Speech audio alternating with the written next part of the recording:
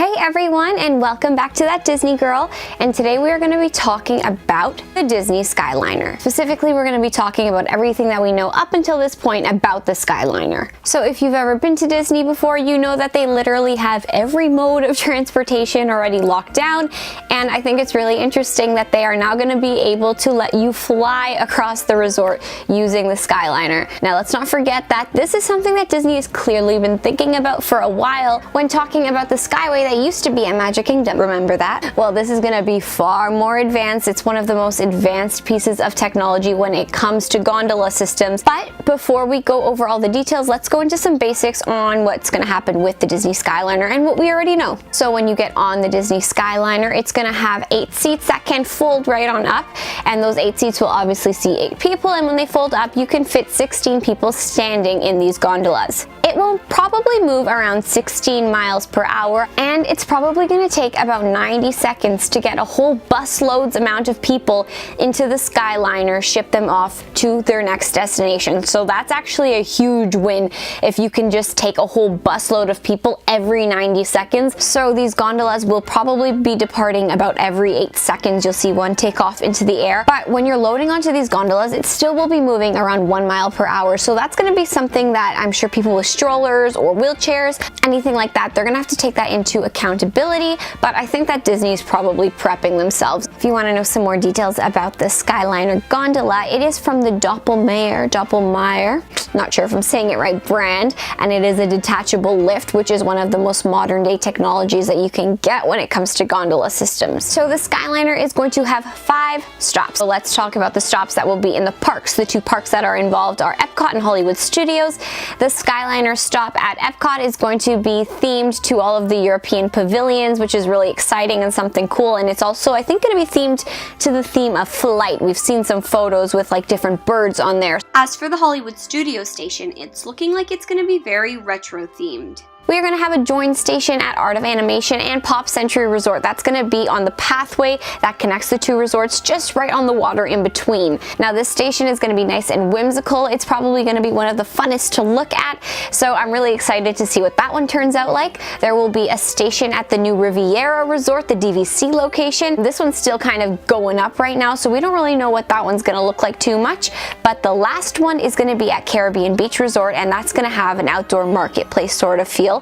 And it's going to tie into the whole aesthetic that Caribbean Beach already has going on, especially with its refurbishment. Something really cool about the Caribbean Beach Resort location is that this is going to be the central hub. When you're looking at a map of the Skyliner Resort, it's kind of like a really awkward looking T, but to get anywhere almost, you're going to have to stop at Caribbean Beach. You may have to sometimes go there, get off your gondola, transfer onto another gondola, depending on where you're going, but we'll see how Disney decides to pan that one out. And something else about the Caribbean Beach Resort station is that if you've ever been to Caribbean Beach, you know that that resort is humongous, and it's actually going to have a bus system that will shuttle you to and from the Skyliner station. Depending where you are located on that resort, it could be a pretty long walk. They are also going to be coated with our favorite characters. Of course, the Fab Five will be decaled onto our Skyliner gondolas. I've also heard of so many more. I don't want to list them all, but I will put them down in the description. 2 that have been kind of spotted through some white cloth are Wreck-It Ralph, Beauty and the Beast,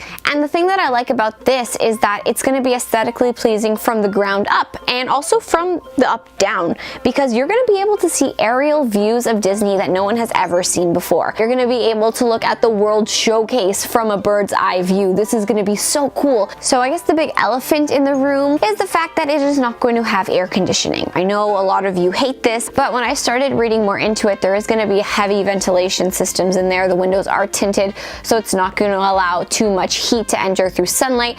The doors will open and close when you reach different Skyliner stations, so that's going to create ventilation systems, as well as when you're walking around the Disney parks, you aren't always air conditioned. You're able to survive that, and I think you'll be able to survive a few minutes in these gondola systems if it means that you're going to get to and from the parks at like triple or quadruple the speed that you're going to get to when you're on a bus. There are a few gondola systems in the world that do have air conditioning, but they are also some of the most notorious to break down. I would actually rather just have some fresh air blowing at me opposed to air conditioned air if it meant that my gondola wasn't gonna freeze while I was, you know, on top of Bay Lake. Another big complaint is what's gonna happen when Florida's weather comes into play. But I don't think that Disney is gonna have to shut down the Skyliner system too often. And this is because when you're in one of those gondolas, it's kind of like being in your car during a lightning storm. If lightning strikes your car, you're a lot safer than if you were just walking out on the street. It's kind of even safer to be up in that gondola when lightning is striking, because if the gondola gets struck by lightning, you're gonna be perfectly fine. So from what we know right now, the Skyliner is supposed to move from 4,000 to 5,000 people per hour. Right now, the highest average gondola that exists today moves 4,500 people per hour. I did read some rumors that there is a new gondola system being tested out for 6,000 people per hour, but it's also one that's still in its prototype phases. It's not one that's actually been fully created yet. So as of right now, I think Disney is going to have the quickest moving gondola that the world has seen today. Now, when we're thinking about just the concept of the gondola, I think it was a pretty genius idea for Disney, because getting a new monorail system in would have been so much more money than creating this whole gondola system, and it's one that they can definitely expand upon as the years go by. I mean, if you think about it, they could probably expand it out to hit Animal Kingdom, which by doing that, you can go to Coronado Springs, Blizzard Beach, Animal Kingdom Resort.